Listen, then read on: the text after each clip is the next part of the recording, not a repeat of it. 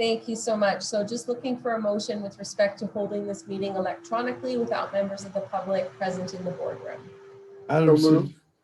Move Director Adamson, second Director Stobart. All in favor? Contrary carries. Next is your report, Mr. Chair, from the Regional and Corporate Services Committee. Okay, thank you. We had a couple of delegations this morning. First was the action on smoking and health, and a lady representative there was speaking to us on the evils of tobacco and talking about the increased incidence of young people vaping and how this can lead to smoking. And she was lobbying that the FERD should have a strong anti-smoking bylaw. And then we had our own Ms. Morrison make a presentation on the CEDAR network and explain to us that our FERD is such an anomaly in that it's a very complicated area due to the number of Indigenous nations that make up the regional district, and how the CEDAR network that's been put together by the FERD helps us negotiate our way through the complexities that surround so many different First Nations bands. Ms. Morrison also talked about the FERD Connections, which is the site that every week brings us up to date on First Nations concerns, both nationwide and locally. It keeps us in the loop as to what's taking place. And then we went into the regular agenda. There was very little discussion except for the draft memorial program for regional parks, which is a program to allow people who've had family members perhaps who've died, and allows them to fund the placement of a bench or a picnic table within our regional park system. So that was explained, and there was a lot of directors who expressed their enthusiasm for the project. I think that was about all that really was noteworthy in the RACS meeting today. I'll turn things back to Ms. Kinnaman. Thank you, Mr. Chair. So we'll be looking for approval of the agenda and late items, but I would just note that we will be striking item 9.7 from the agenda and bringing it back at a later date. Okay, thank you. So on the agenda, any discussion? Looking for a motion, I guess, first. Yeah. Move Director Raymond, thank you. Second, Director Engar, any discussion? Seeing none, all in favor, contrary, motion carries. And next item is 4.1. We have a presentation from staff about cannabis regulations, and we can turn it over to Grant Daniels and Julie Mundy. Good. Sure thing. I'm just sharing my screen here. And if I could have a verbal that, oh yeah, it looks like I'm sharing. Yeah, That's welcome, good. Julie. Thank you. Ms. Mundy, and we're looking forward to your presentation. Okay, I'll jump right in. I'm just going to give a brief presentation that highlights some of the findings from a recent survey that we undertook about creating zones that will allow for cannabis production in select EAs. So I'm going to share some high-level findings about scale of production, minimum parcel sizes, and what zones might be appropriate. So I just want to start with an overview of the FERD policy that we're working within. And in 2019, the board approved a land use policy on cannabis land uses, and we're now working to implement that policy. So last year, we restricted cannabis land uses in areas D, F, and H. And now we're working to allow land uses in areas A, B, C, E, and G. So when we're creating these new regulations, there's a few kind of key questions in mind. Some of them are about, what zones are appropriate, rules for micro versus standard cultivation, and we're going to talk about those terms. Size limits for production areas, size limits for parcel sizes, setbacks, these kinds of things.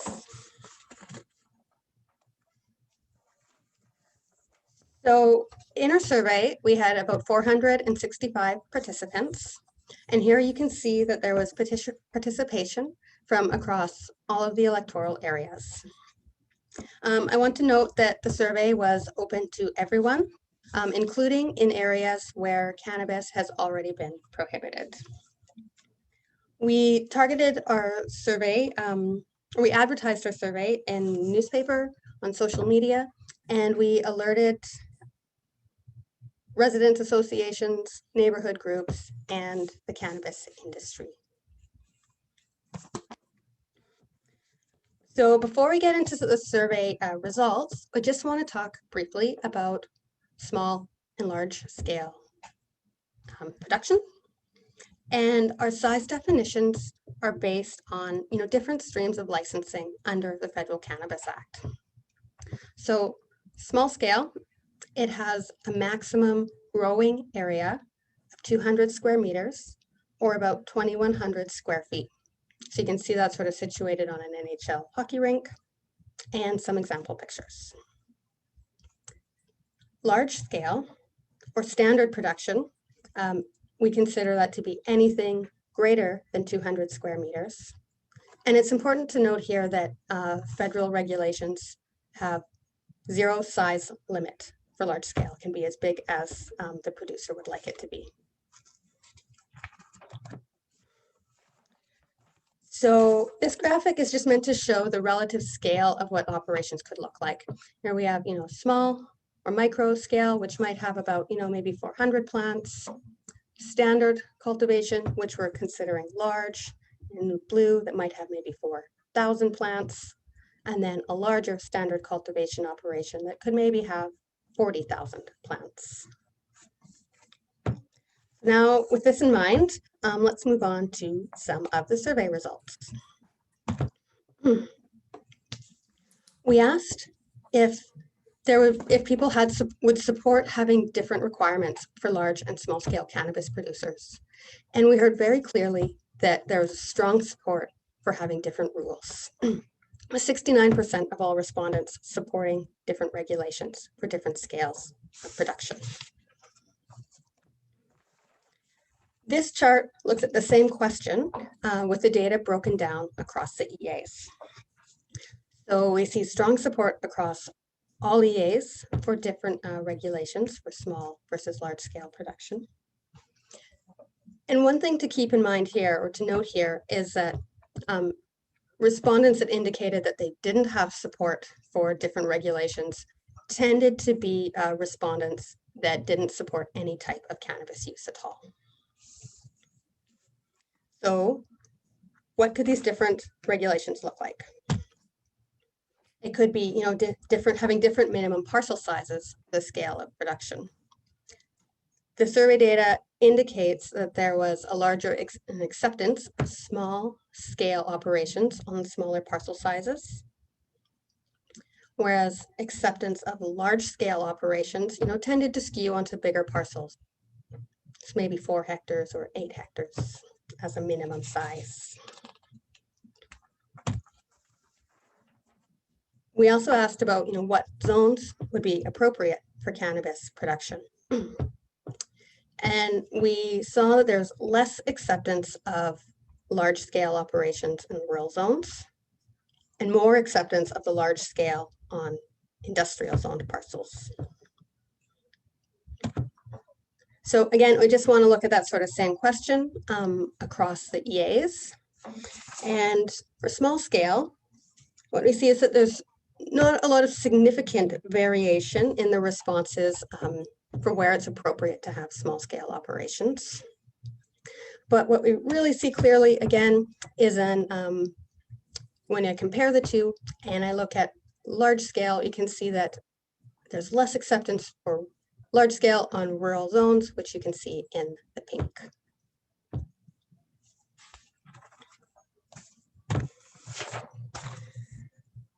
So to summarize, the key themes that we really heard from our survey was that there's strong support for separation between residences and cannabis production facilities. There's support for different rules for large and small producers, and that there's support for having small scale production on smaller parcels and in rural zones. We also heard some concerns that aren't new, but they're valid. There were strong concerns surrounding odor, illegal activity, and impact from large-scale producers. One comment about odor that we received from a cannabis industry group was quite interesting. And they said that I'm concerned about odor as they want cannabis to be accepted in their communities, and they know that this concern exists. Now, the zoning updates that we're working towards can help in part to mitigate these concerns. So for example, we can ask that producers submit air filtration plans. We can regulate siting and setbacks. And, we could require something like visual screening from large operations to help mitigate impacts. So next month, we'll be bringing you a full report on the findings from our survey. But before bringing that report, we just wanted to plant the seed about there being the potential to have different rules for different scales of production. And I wanted to see how this idea resonates with the committee. I'd also like to really let you know that the public consultation on this work is not over. We're going to be in the coming months drafting zoning amendments for these changes, and they'll be coming for first reading. And then there will be subsequent public hearings. So that's all I have for now. Thank you. I'd like to ask, are there any questions for me at this time? Okay, directors. I'll have one. That was who? Director Raymond. Director Raymond, please go ahead. Thank you. And thanks for the presentation. I think it's heading in the right direction. I am curious though, because I know that in my area right now, there is one that is applied for some extra hydro to go into the home, and I know what that would be for. So I'm wondering if the small scale operations, would that include like a residential home that no one's living in anymore? That's a good question. And that's something that going forward, we could make rules to not allow that. Yeah, good, perfect. I mean, we had one in a church next door to the school too, but that one got closed down. So thank you. Thank you, Director Raymond. Other directors? Engar? Bales. Yeah, go ahead, Director Bales. Okay, I didn't see anything on lighting. Thanks for the presentation. And I know it was just a brief presentation, but that's been one of the concerns that I've heard of, is the lighting concerns and how it impacts wildlife as well as neighbors. So can you address anything about lighting? Certainly. Thank you, Director Bales. One of the questions that we asked was how concerned people were about light spill from large operations. And so I don't have the numbers on that with me right now, but that is something that we're sensitive to. And I'm thinking that it could address this concern through setbacks and through visual separation requirements from the roads. Could I just follow up? Could it also Go ahead, Director Bales. Yeah. could it also be a use of what kind of lighting and how it's directed, like the directional of the lights, so that the spotlights don't shine out and they might be low emitting lights that shine down? I don't know. There's just different options that I'd like to have considered. Yes, this is something we can absolutely consider. Good. Thank you, Director Bales. Any other directors? Director Engar. All right, thank you. Thank you, Chair. Yeah, thanks for that presentation. Very interesting that it coincides with some of the things that I've been hearing on the ground. And primarily, proximity to existing homes was a big one that I had heard repeatedly over and over. And I'm wondering if there's any updates on how we are going to deal with, and I understand this is a federal issue, with the medicinal grow ops already existing in subdivisions. Is there any mechanism that we can have to impact that? Thank you. Yes, that's a great question. It's a very small realm of the cannabis industry that FBRD has jurisdiction over and that we can regulate. So any current producers that are producing under, medical licenses issued by Health Canada, we don't have any control over them.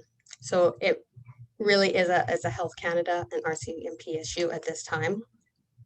I will say that I understand that Health Canada is reviewing their regulations about building requirements for people who are producing medical cannabis, and we may be seeing some updates there in the future. Very good. I'd be interested to hear those. Thank you. Good, have thank one more you, Director Anger. Director Raymond, was that? Thank you. In regards to growing under a health license, are they restricted to the amount of plants that they can grow? Because I seem to recall at one time it was 4, but I'm not sure. Yes, individuals that have a license for growing personal medicinal cannabis, they can grow more than 4 plants if they have a prescription from their doctor and Health Canada has issued them a license to do so. We're not privy to the details usually about how many plants they're allowed to have. Okay, thank you. Good. Adamson? Director Raymond, go ahead, Director Adamson.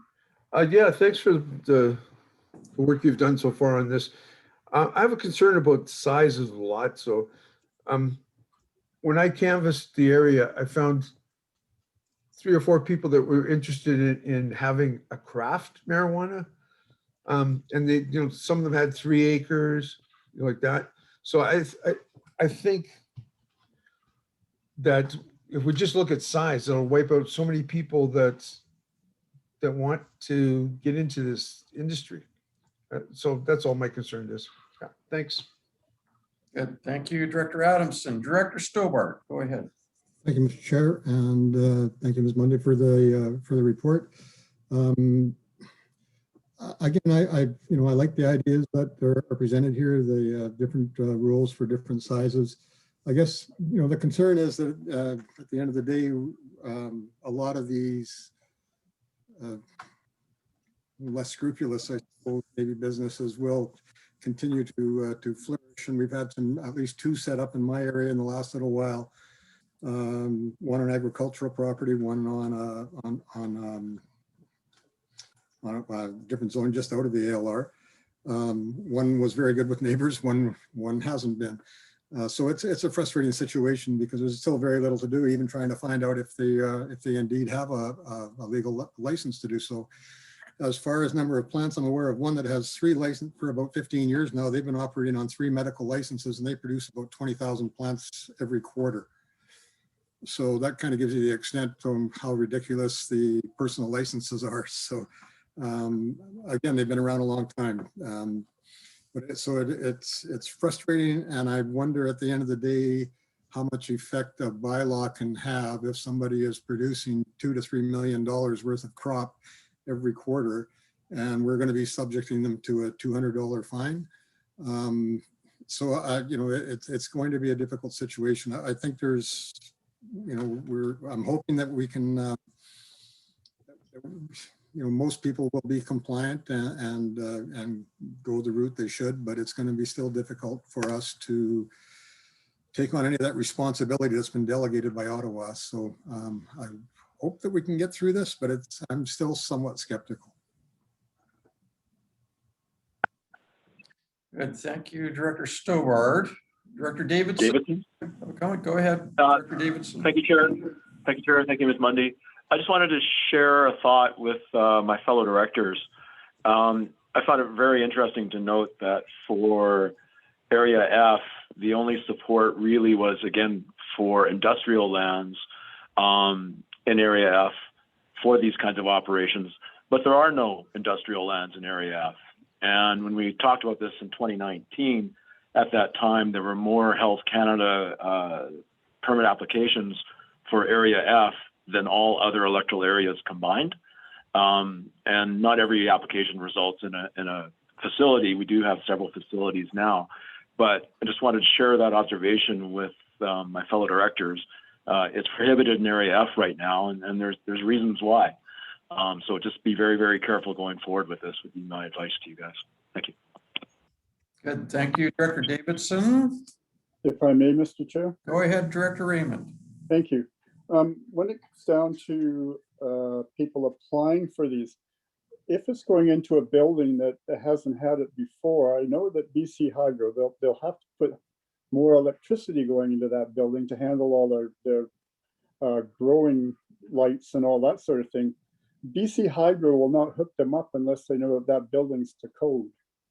We had an incident here in town where the Hydro wanted to know if it was to code, but the regional district people didn't know, so they went in to investigate, but the people withdrew all their stuff. They withdrew trying to put it in there. They moved right out of there. The night before, there was about 3 moving vans in moving everything out.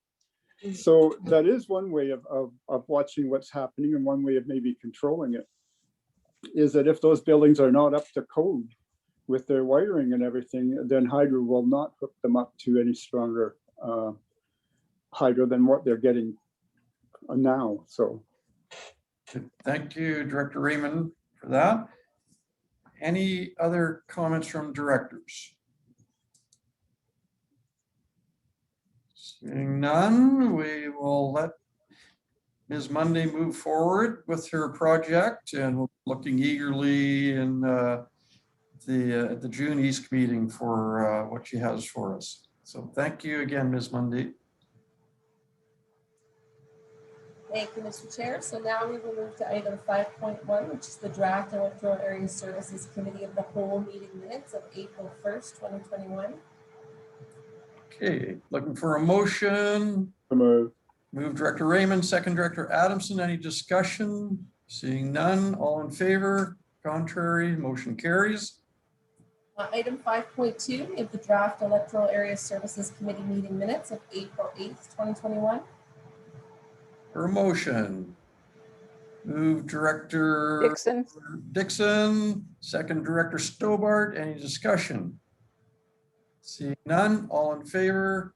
Contrary, the motion carries.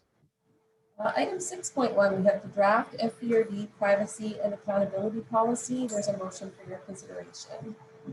Thank you. Motion, Director Raymond, second Director Adamson. Any discussion?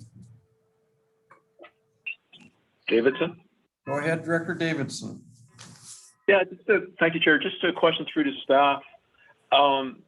When I read the policy, and from my previous work history, I've been in and around FIPA to some extent, and it struck me that what was in the policy struck me as a repetition of what's already in legislation. So I was curious as to is there anything in the policy that's not already spoken to by legislation? And to be honest, the policy seemed a little bit superfluous in that extent, and that, why have a policy which basically says you have to obey the law? So I was wondering what's in the policy that's not already in the legislation, if anybody had any comments on that. Okay, thank you, Director Davidson. Ms. Kinnaman, did you want to direct that to staff? Sure, yes, I see Ms. Van Ness is on the line to answer that question. Hi, good afternoon. So through the chair to Director Davidson, that's a great question. So yes, absolutely, you're right. So this policy, as drafted, does not impose any stricter measures than is already set out in the Freedom of Information and Protection of Privacy Act. And nor is a policy strictly required under the legislation. However, the Office of the Information and Privacy Commissioner for BC, and that's the oversight, the independent oversight and enforcement agency, I guess you could call They recommend it as a best practice to have a policy in place. And certainly the OIPC office, they have the power to come in, investigate, mediate, resolve appeals. They can initiate audits. And should we ever see that happen, they would be asking us, well, where's your policy? So that's just why staff are bringing this forward. Once again, this is not any stricter than is under the Freedom of Information and Protection of Privacy Act. It's just merely a best practice. Good, thank you, Ms. Van Ness, and Thank you. thank you, Director Davidson. Dixon. Discussion, go ahead, Director Dixon. Thank you, Mr. Chair.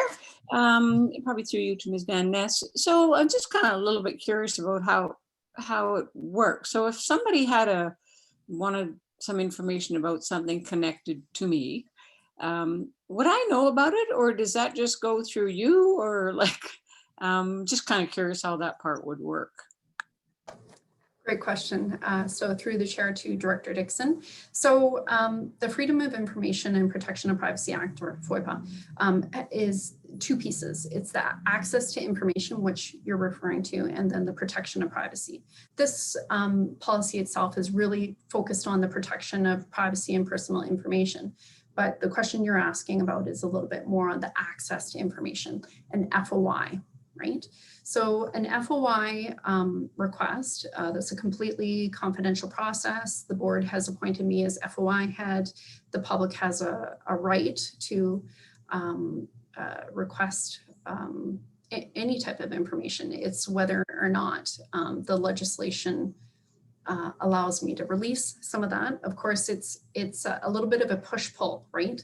The public has the right to request information, but at the same time, individuals do have the right to have their privacy protected. So it is a little bit of a balance. Okay, thank you. Good, thank you, Director Dixon. Any other discussion from directors?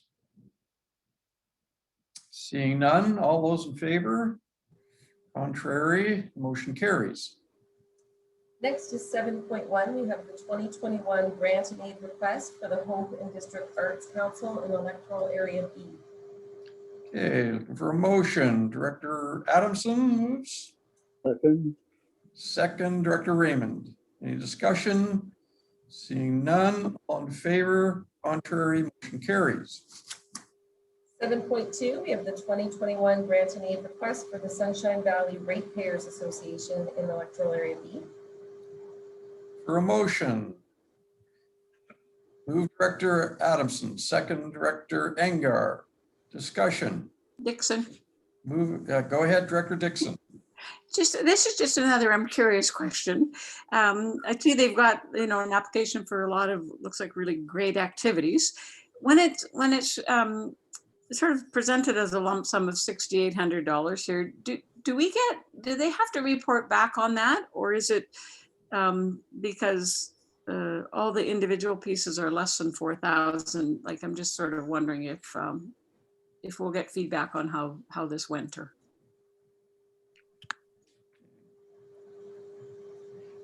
Ms. Kinnaman, did you want to direct that to staff? Sure, I see that our CFO Kelly Lansborough is on the line. Hi there, thank you. Thank you through the chair to Director Dixon. Yes, it's there is a requirement to report out anything over $4,000. So even though there's components within this request that are less than 4,000, we look at the totality of the request and we will expect a report back. okay, thank you. Thank you. Good. Thank you, Director Dixon. Any further discussion? Seeing none, all in favor? Contrary, motion carries. 7.3, we have another grant and aid request for the DeRoche Farmers Market in Electoral Areas C and G. Okay, so we'd be looking for a motion. Move Director Stobart, second Director Bales. Any discussion? Seeing none, all in favor? Contrary, motion carries. Item 8.1, we have the Electoral Area C garbage disposal fees and charges establishment bylaw number 1627. And I understand that Director Bales, Mr. Chair, has a motion for the committee. Okay, Director Bales?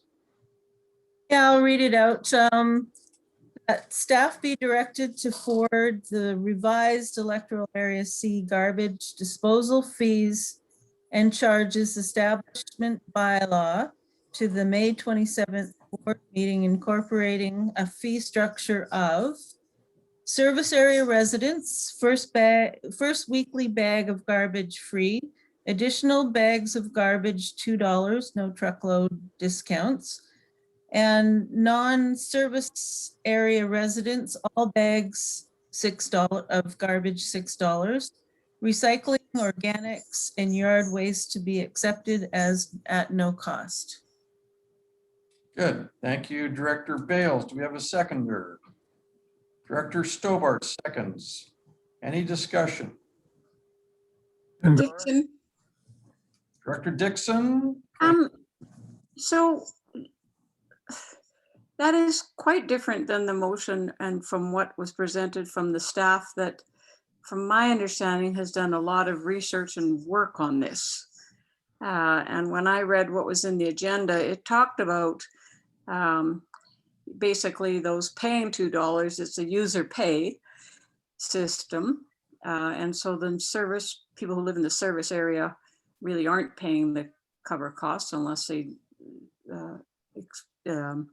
use more than a bag a week, I guess. So I'm just wondering where these numbers came from. Like, are they research based? It's from, and again, I might be reading this wrong, but it looks to me like that this service area has been running on a deficit, and that there are concerns about the existing costs won't cover how much it actually costs to run this. So that's kind of what I'm wondering, where these numbers came from. Sure, I can Okay, speak. so we'll look to Ms. Kinnaman for staff. Yeah, I can speak to that a little bit. So through the chair to Director Dixon, Director Bales has been working in the background with staff. While this is not necessarily what the staff recommendation would be, Director Bales prefers to tip the balance towards taxation to fund this service area versus the user fees. And so staff at this point in time are comfortable with this structure going forward. Good. Thank you, Ms. Kinnaman. Thank you, Director Dixon. Any further discussion? Director Bales, go ahead. Okay, just to respond as well. I did consult with area residents, and they do lean in favor of they do pay their taxes for this. So with the first bag free, there's less money changing hands. So there was a definite, they definitely sort of favored that solution.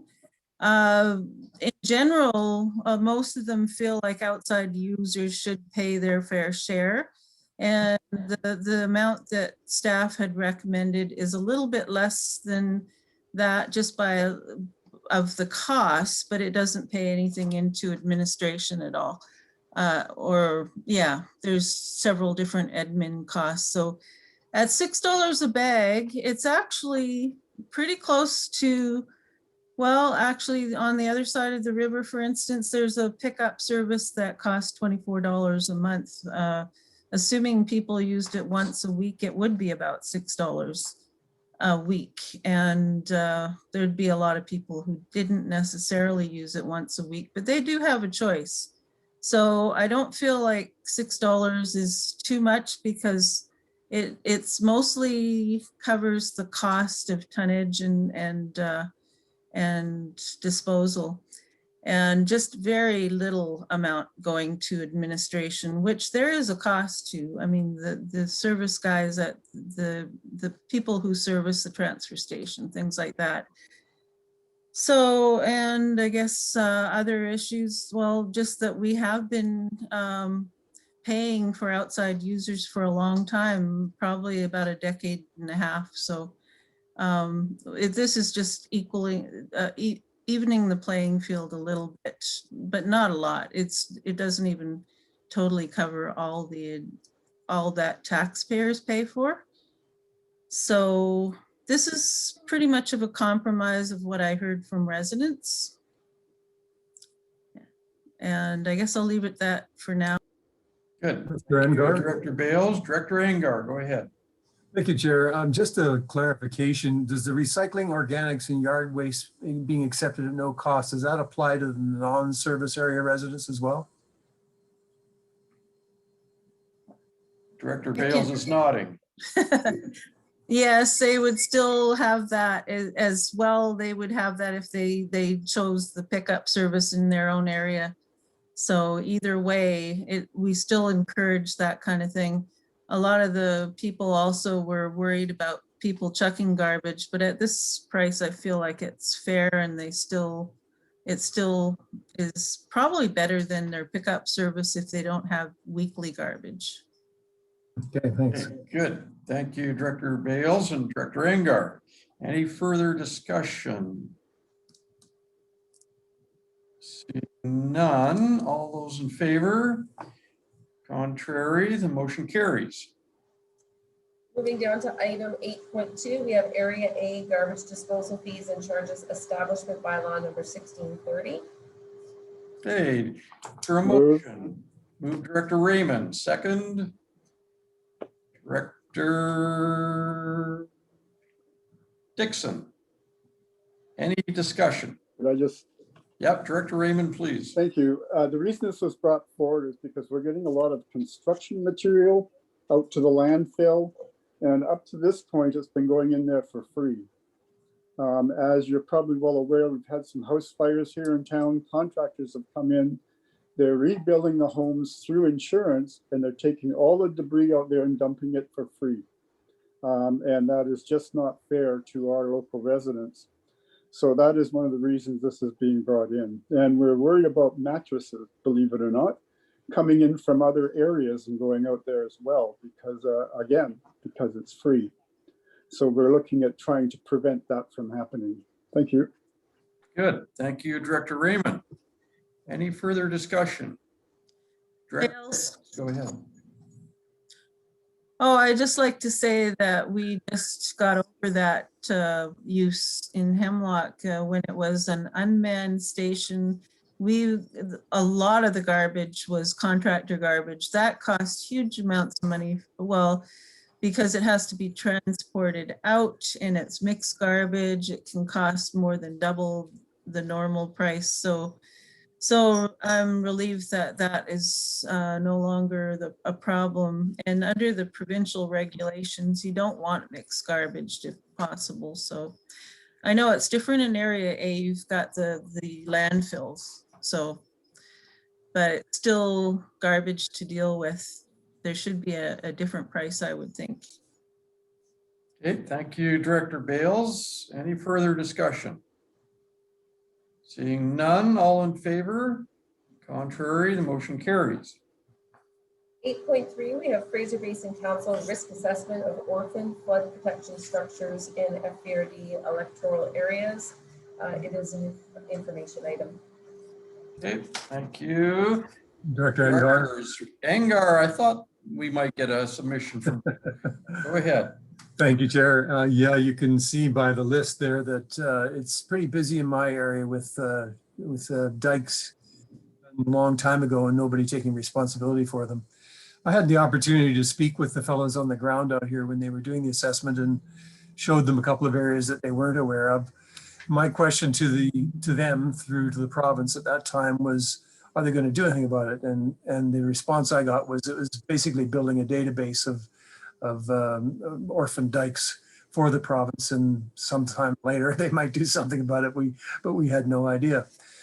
So my question in looking through the information on this item 8.3 is I noticed mention of a dike assessment costs to make these things right.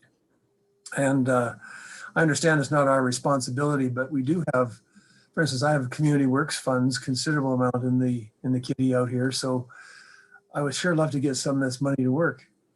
And I understand staff are stretched and some projects are not going ahead as fast as I would like because of that probably. But feedback on dike assessment costs, and is there any plan in works to actually provide those costs or do the assessment ourselves, or how do we best proceed with that? And can we look at using community works funds for some of these issues? Thank you.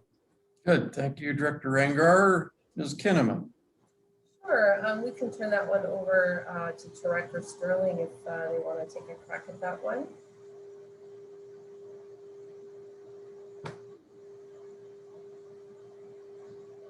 Certainly, I can speak to that question. Several of the assessments that were included in the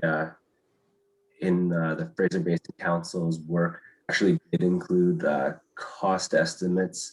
Not sure how many of the area structures in Area E had those estimates attached, but there were several that did have cost estimates attached to them.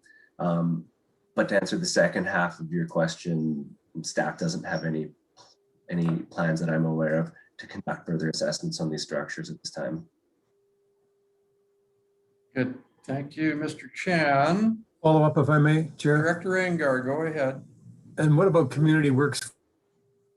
Can we look at, for instance, we've spoken myself with CAO Kinnaman and yourself about the Slessie Slide and the impacts there and how we need to do something about it. So community works funds sitting around, I'm hoping that we can give me some feedback. Where are we going with that? Sure, I can speak to that a little bit. You know, on any project, we would have to do a real investigation on whether or not this particular type of project falls under the eligibility guidelines of community works funds. So they're fairly strict guidelines around that. I would always caution when we go forward with any kind of works that we don't have an authority over and using community works funds. It's not that it's not impossible, but certainly we can take a look at that. I believe that Ms. Lounsborough is currently on her work plan is to take a holistic look of the community works funds in all the electoral areas, the amounts that are available, and then looking ahead to, I believe it's 2024, and I probably, do I have that one correct? She's nodding. All of the community works funds need to have been expended by 2024, and so working with each of you to make sure that we have a plan in place for what some of the ideas that you have in your communities to use those funds, as well as some of the infrastructure needs that senior leadership may recommend to you for the use of those funds. So that's certainly, that particular project is on the work plan to look at the use of those funds. We can certainly put that on the Area E list of possibilities, but as Sterling mentioned, we don't have projects that are on the work plan right now, generally speaking, that aren't for things that we have direct oversight over. I may follow up, one final follow-up. Sure, go ahead, Director Rangar. This is probably not the time to discuss this at length, but I would like to discuss it more afterwards, as I'm very anxious to move ahead with these things. And you know that I've been sitting on them for some time. So please, if we could set a time to discuss exactly how we can nail things down and move ahead, I'd appreciate it. Thank you. Good, thank you, Director Rangar. Director Raymond. Thank you, Mr. Chair. I just want to throw out a word of caution in that we're not taking over something that's the provincial responsibility. If we do it once, they're going to expect us to do it again. And just a word of caution that we have to be very careful on what we're doing there. Thank you. Good, thank you, Director Raymond. Director Stobart. Thank you, Mr. Chair. The one dike that I'm familiar with on the list there, Norris Creek, I worked alongside it for about 20 years. Again, it was constructed by the CPR to protect the railway, it wasn't to protect landowners or anything else. And what I find interesting is it was built at a cost of about slightly under $200,000 in 1984. And the estimated cost of rebuilding the dike today is in excess of 20 million. So that gives you an idea of the scale, even though have only gone up 2.5 times since then. Certainly, a lot of the issues surrounding dikes and their construction has changed and been modified substantially. So, we were very fortunate to receive $10 million for a major dike out on, fix about 1 kilometer of major dike out along the Fraser River. So again, an orphan dike out in the background. Again, the kind of funding that would be required to do these things is just astronomical, really. The last breach of that dike, or it was a small breach at the north end of the dike in 1990.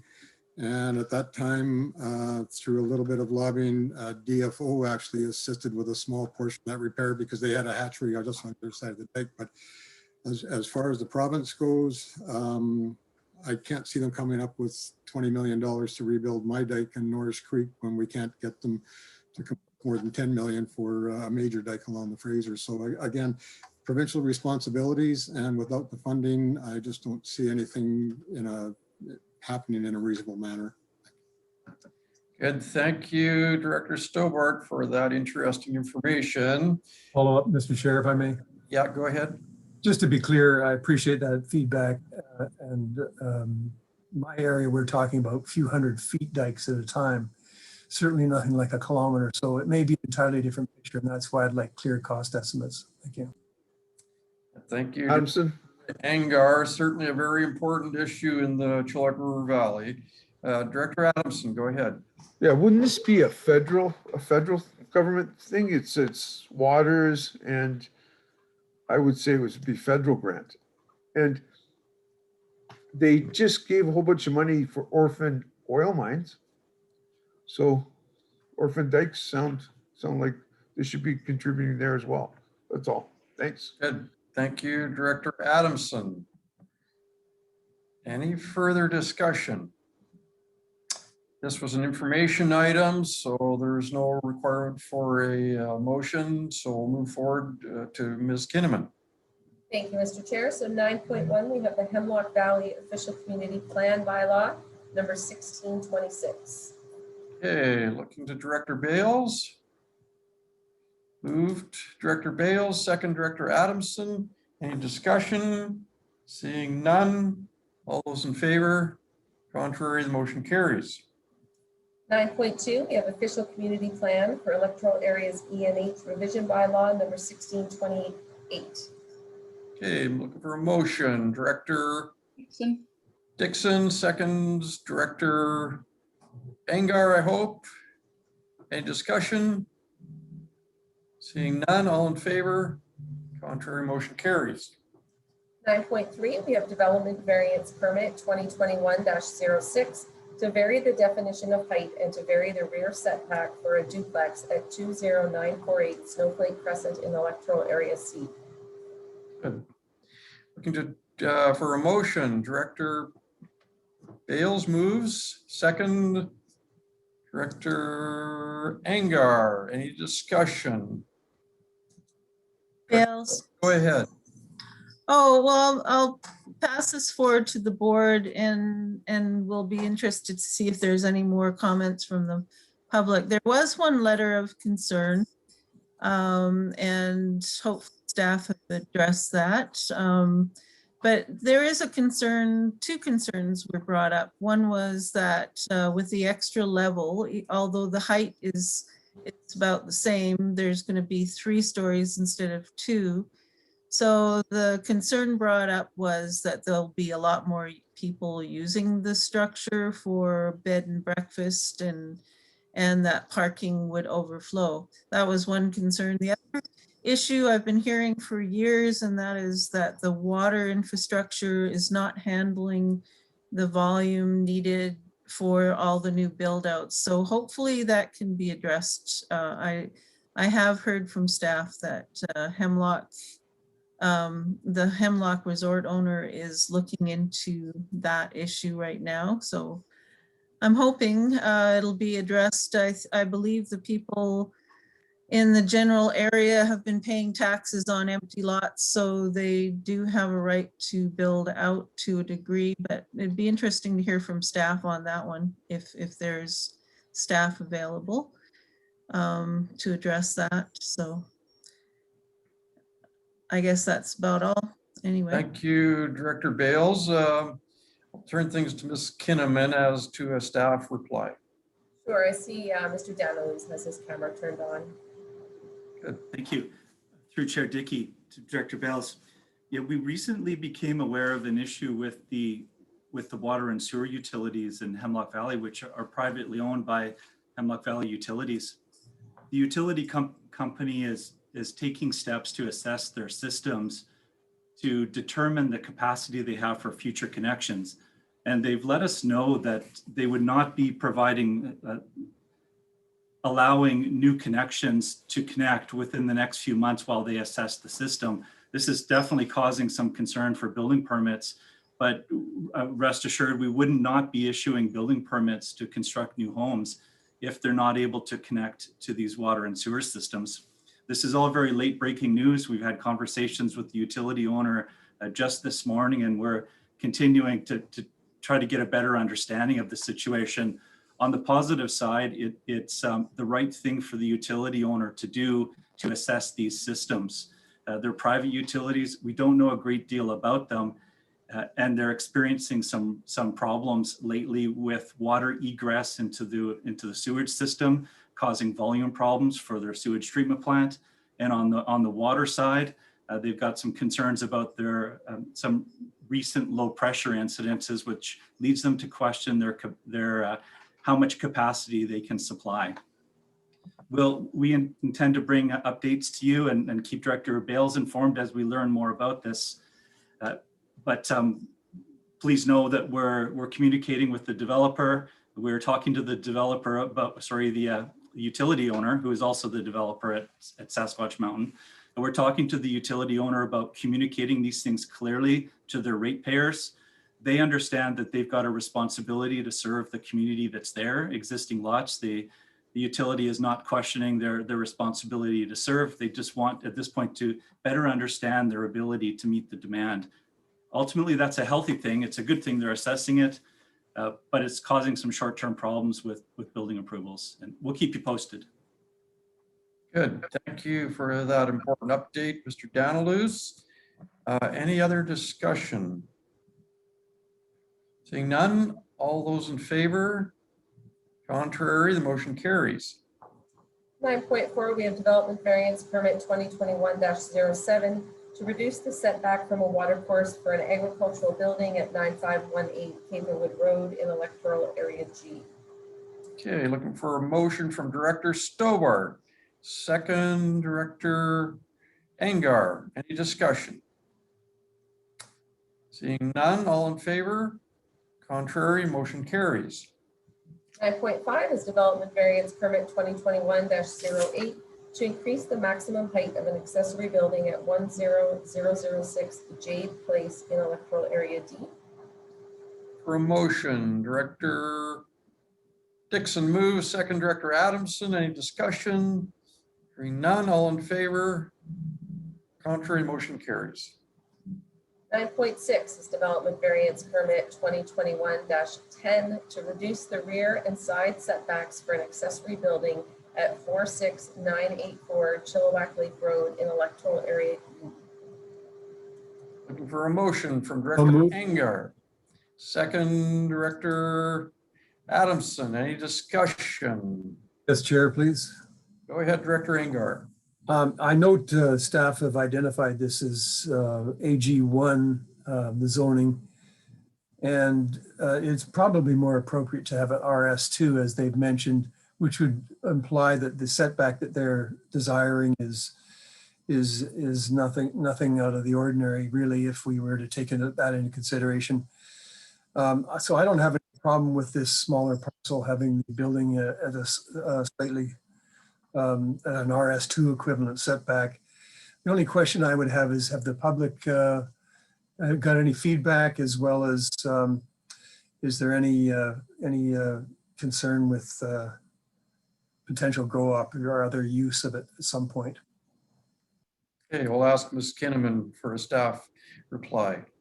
Sure, thank you, Mr. Chair. I see Mr. Danilus is available. Thank you. Through the chair to Director Engar. had a similar thought when I first saw this application, and I followed up with the agent for the applicant and had a conversation about the use of the building. They've reassured me, I suppose, that the building is intended to store recreational equipment and a boat and for the use of the homeowner for their hobbies and for storage and so on, not for any commercial use and not for cannabis. And so weigh that as you will. That's what's been reported to me from the agent to the owner. I have no particular reason to think otherwise. And so I accept that answer from the owners. The one cause for pause here, I think, is the size of the building. It's 1,400 square feet, which is not an egregious size for an accessory shop. On the other hand, it is on the large side. And so while the staff can recommend in support of this variance, so I did myself pause over the size of the building. But I noted, like you just did, Director Engar, that the lands in question here are really more in keeping with an RS2 zone, half-acre parcels with rural residential uses. And the proposed setbacks really are in keeping with those kinds of properties. And that's the basis of the staff support of this variance application. Good. Thank you, Mr. Danilus, and thank you, Director Engar. Go ahead. One Director Engar. final, if I may, just if there has been any feedback from the public at all then? And if not, then I support this going forward. Nothing yet, Director Engar. We'll send out our notice shortly after our meeting today or tomorrow, and residents within 30 meters of the property will have an opportunity to send us emails or letters or participate in the board meeting this month to provide any feedback. Thank you. Good. Thank you. Adamson. Director Adamson, go ahead. Yeah, I'd just like to say that a lot of times we look at these applications and we see where it could go, but we can't punish somebody for maybes. So if they turn into grow up, then we go after them. And same with anything like this. That's all. Thanks. Good. Thank you for pointing that out, Director Adamson. Any further discussion? Seeing none, all those in favor? Contrary, the motion carries. 10.1, we have emergency management regulations bylaw number 1622. There's a motion for your consideration. Okay, for a mover, Director Adamson, second, Director Raymond. Any discussion? Director Adamson. Yes, I think that this is a very important subject. And I know in my area that we don't have a lot of volunteers for the emergency. And I think the whole regional district should probably go on a volunteer recruitment plan.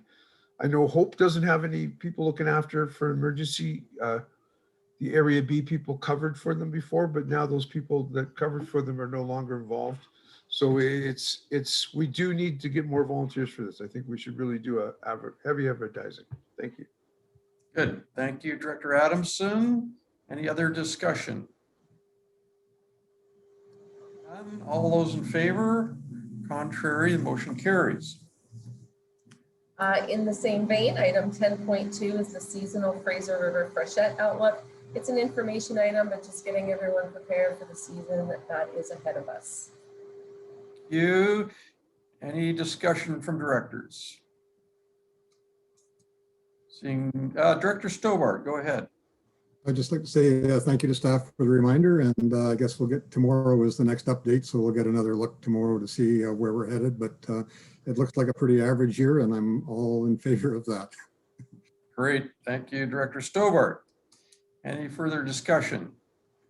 None. We'll move forward.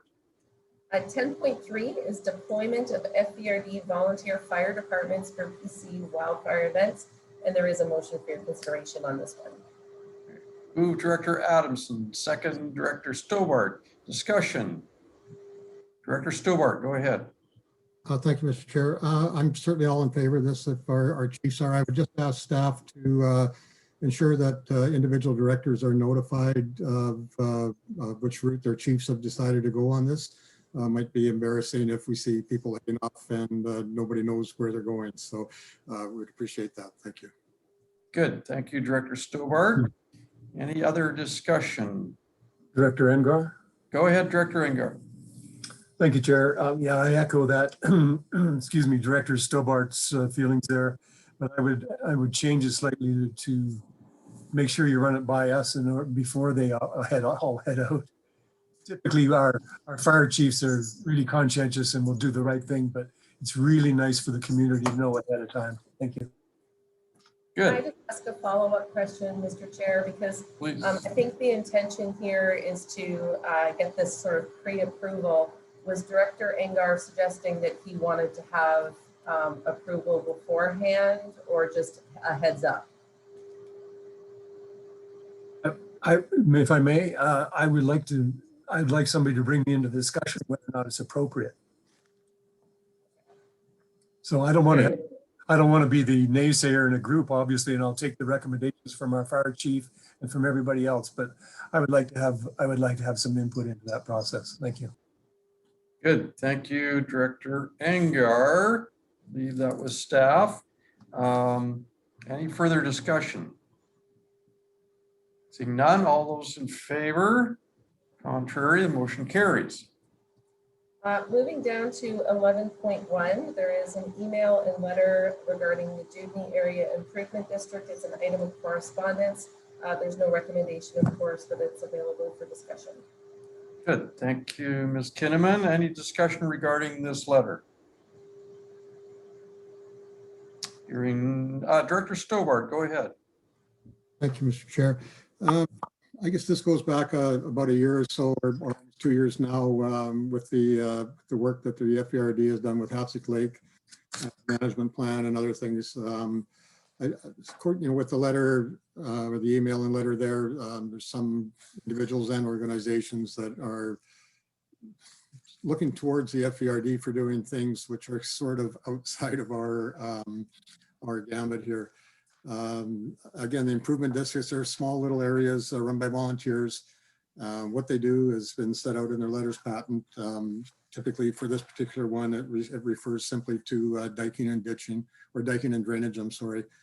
Over the last couple of years, we've assisted the DADE with the approval of their short-term water management license with the province. This will be the last year that we're assisting with that. And I would also like to add that there's been some have called into question the operation of DADE itself as far as safety and some other items go. I would like to report that, or not report, but just let our people that they're sure that they know that that is not anything that the province or that the FERD has oversight over. If on the financial side of things, it's Ministry of Municipal Affairs, and then on dike safety itself, that falls under the purview of Unro and dikes. So while people would like us to have more involvement, we simply can't be overstepping other governments. So thank you. Good. Thank you, Director Stobart, for pointing that out. Any further? Director Davidson? Yeah, Director Davidson, go ahead.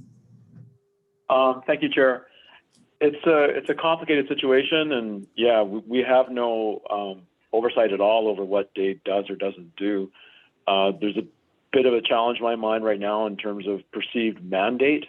DADE's mandate is laid out in their letters patent.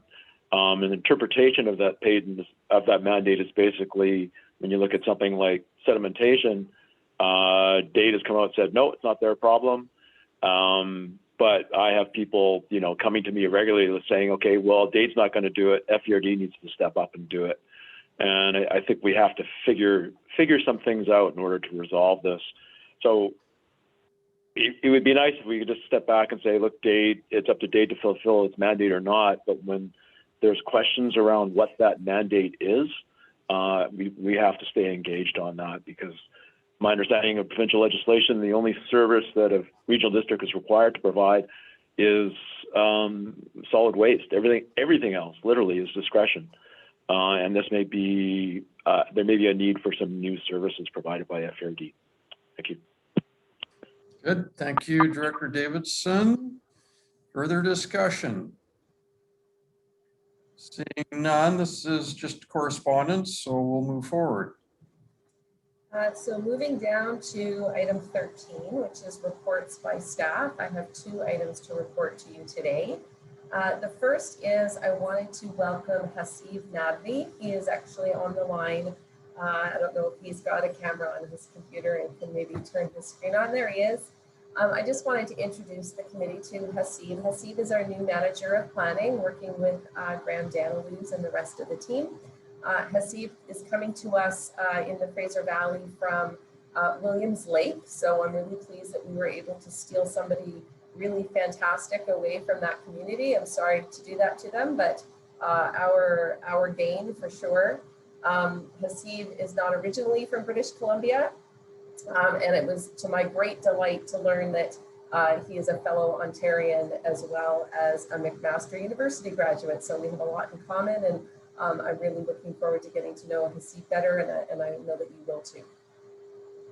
Great, welcome Hasib. And how long did you spend up in Cowtown? 5 years. Wow, well, that's interesting. I'm sure you've got some great stories. Lots of them. Would love to share them with everyone someday. Good, well, welcome aboard. Directors, anything you'd like to say to Hasib? Just welcome. Thank you, Director Stowart. Director Bales? Yeah, just welcome. That's it. Okay. Well, we'll all get a great chance to get to know you better in the future, Hasib. Welcome once again. Thank you. And I'll turn things back to Ms. Kinnaman. Thank you. And so for my second announcement, and I don't see his name on here, but I have been told that he's listening in. So I understand that our very own Reg Dick had some technical difficulties joining this meeting, but I believe that he is on the line. Oh, there he is. His phone icon has shown up. So as most of you will recall, sometime last year, Reg announced that he would be leaving us from the Fraser Valley Regional District, and that time is approaching very quickly. So I believe this will be his last Electoral Area Services Committee. So just on behalf of the FERD, I want to thank Reg for his many years of service to us. As all of you know, he started out as a volunteer firefighter in Electoral Area E, and then of course joined us many years later in a staff capacity and moving his way up into a manager position. Reg has certainly been instrumental to us over the years through some pretty exciting times, and I use that word exciting loosely. He has helped us out through back-to-back emergencies, has helped with implementing the playbook throughout all of our volunteer fire departments, and of course lent a helping hand to some of the communities up in the north when there were some pretty significant wildfires. So thank you very much, Reg. We're going to miss you, and I'll just turn it back over to the committee if they wanted to extend their well wishes as well. Great, thank you, Ms. Kinnaman. And we're all aware of Mr. Dick's amazing work ethic, and it's been a great pleasure working with you over the past years, Reg, and wish you all the best in your further adventures. Other directors, anyone would like to add something? Director Angar, go ahead. Thank you, Chair. Yes, Reg, you'll be really missed, but I'm hoping you'll come back and be a volunteer fire department in Area E again. You've done great work over the years, and wish you all the best. Take care. Dixon. Director Dixon, please. Thank you, Mr. Chair. Again, I just thought I wanted to put in my thanks for Reg for all the work you've done, and you'll be missed. And I appreciate having had the opportunity to learn from you. All the best to you. Thank you, Director Dixon. Yeah, and just from all the go ahead, Director Bales. Oh, just likewise, I really enjoyed working with you, Reg, and all the best in your new endeavors. And I hope we still see you around sometime. Adamson. Director Adamson. Yeah, I'd also like to thank Reg for everything he's done for the fire department and Area B. And I wish him lots of luck in his future endeavors. And I probably will see him because I think he lives in Hope. So take care. Bye. Great. Well, once again, Reg, we're wishing you all the very best, and You've been just a very great employee all the way around. Everyone is on side with that. So all the best.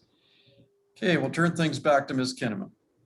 Thank you, Mr. Chair. So that would bring us to reports by electoral area directors. Okay, so Director Engard, did you want to start off? Certainly, Mr. Chair. So most of you probably saw the front page of the province, progress rather, where we had a large-ish fire, toxic kind of fire here in the beginning part of the valley.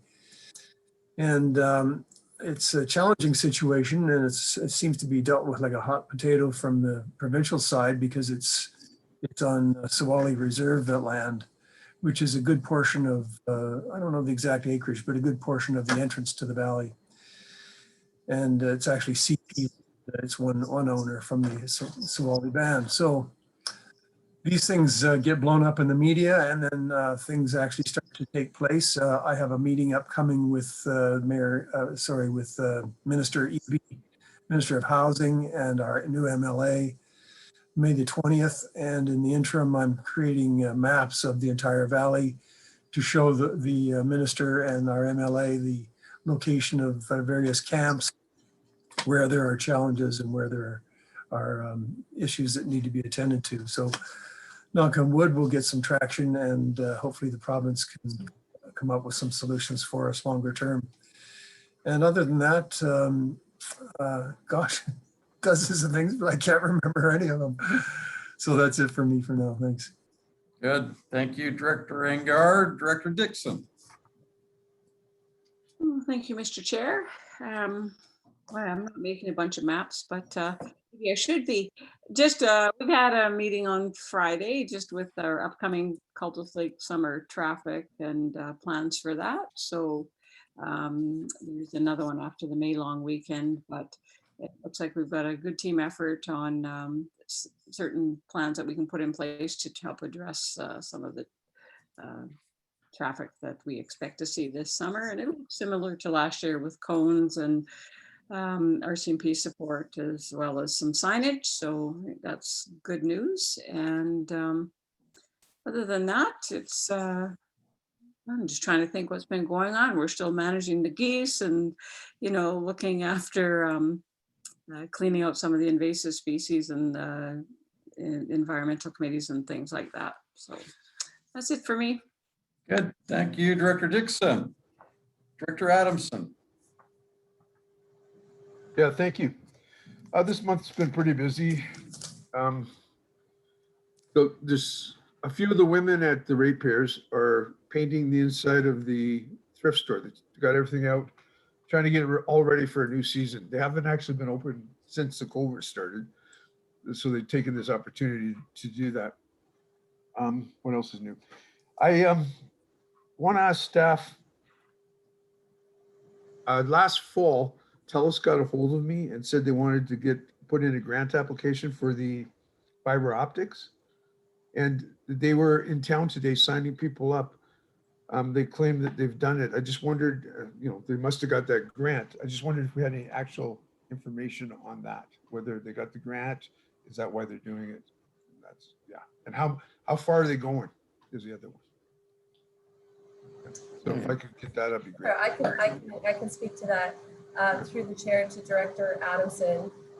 Yes, we do recall the application that was made by TELUS. My understanding is that that application was with the Connecting BC program. I believe that it was for the entire Fraser Canyon, so right from the Ruby Creek area, Chihuahua, right up to Yale. The reality is that we do not get advised of successful grant applications generally any sooner than the general public. I have not been made aware that there's been an official announcement with TELUS, but maybe that's a good sign. Maybe that's a good sign that they are aware of something that's imminent and it's going to be publicly announced, but we have not received any notification. Okay, great. Thank you. Good. Thank you, Director Adamson. Director Stobart. Nothing to report. Cows are content. River's coming up, but everybody so far is doing well. Thank you. Good, thank you, Director Stobart. Director Raymond. Thank you, Mr. Chair. As I had mentioned earlier, there was those house fires up here and the people actually lost everything that they owned in those fires. But the community is drawn together and we eventually had to have them stop donating stuff, new stuff and everything. There was just no place to store it. Some of it has been moved down into other areas to help out people in those areas.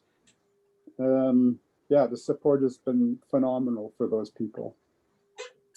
Also, the town has started a sort of a Meals on Wheels for the elderly here. There is no cost for it. And what they do is they use some of the local restaurants to make the food, purchase it from them, and deliver it to the doors of some of the elders that wanted to join up with the service. And it's been quite successful. The other is I want to talk about the river. If you guys get worried, I can give you a forewarning of when it's rising up too high, because it usually takes about a day or so, or day and a half to get down to you guys. So I'll remember that. Thank you. Thank you, Director Raymond. Sounds like some real community spirit up there. Director Bales. Yeah, hi. Not too much to report other than a cougar attack, which I'm still trying to track down who it was. But the news, the difficulty with the news is they're very vague. They were saying Harrison Mills. I heard Weaver Creek, so I tried phoning around, and I still haven't tracked down who was attacked.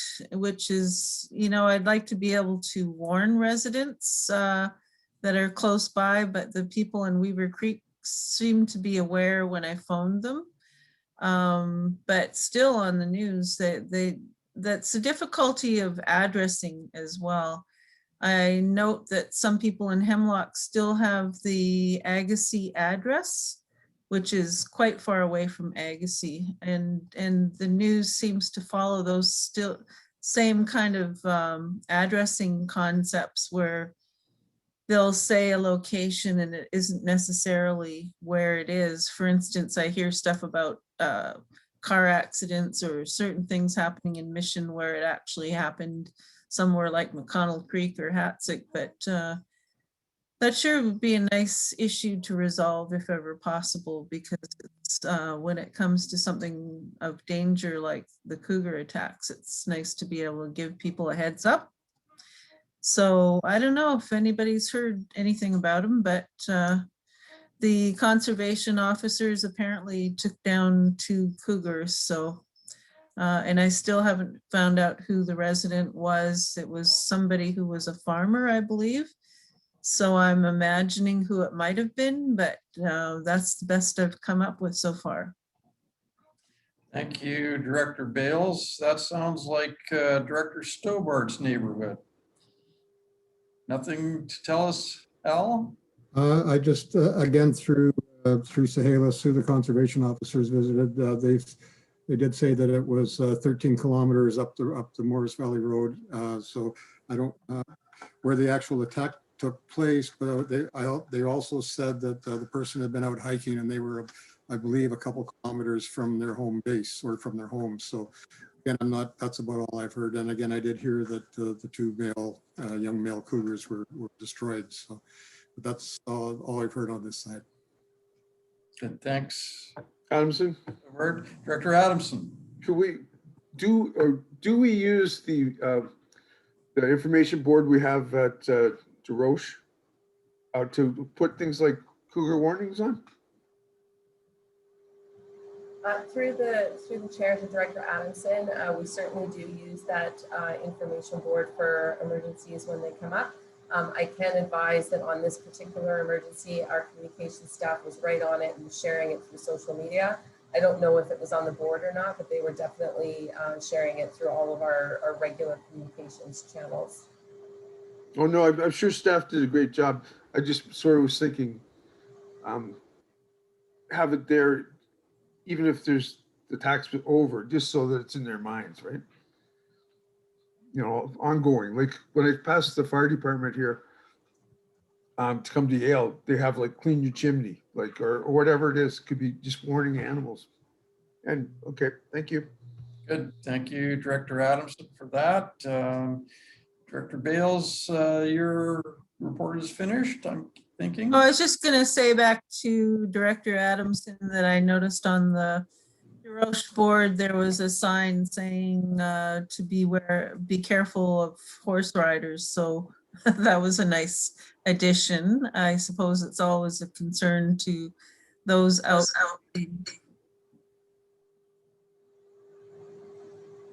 But that's about it for me. Thank you, Director Bales. Director Davidson. Chair, yet another month of lockdown. I really have nothing to say. Thank you. I'm hoping your life isn't as boring as mine, Director Davidson. Thank you. And for the Popham community, things are very quiet, other than we're starting to get some pipe in the ground for the oil project. So far, we haven't had any major uproars created by that. I will turn things back to Ms. Kinnaman. Thank you, Mr. Chair. So just moving to public question period for items relevant to the agenda. I'll just ask Ms. Van Ness if we received any submissions or if we have anyone on the line today.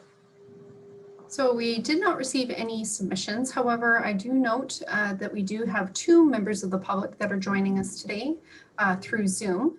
We have a Lori and a Scott. If either one of you would like to ask a question that's relevant to the agenda, could you please hit the raise hand function, and that will indicate to our admin team that you have a question that you wish to ask of our committee. And once again, that's a question relevant to an item on the agenda. Moment here, it does not appear that anybody wants. I'll just ask one more time. We have a Lori and a Scott. And if you are interested in asking a question, just hit that raise hand feature. Here it appears that nobody has any questions. Okay, thank you. Good, thank you, Ms. Van Ness. Yep, so Mr. Chair, then we would just be looking for a resolution to close the meeting. For a motion, move Director Adamson, second Director Bales. Any discussion? Seeing none, all in favor, contrary, the motion carries.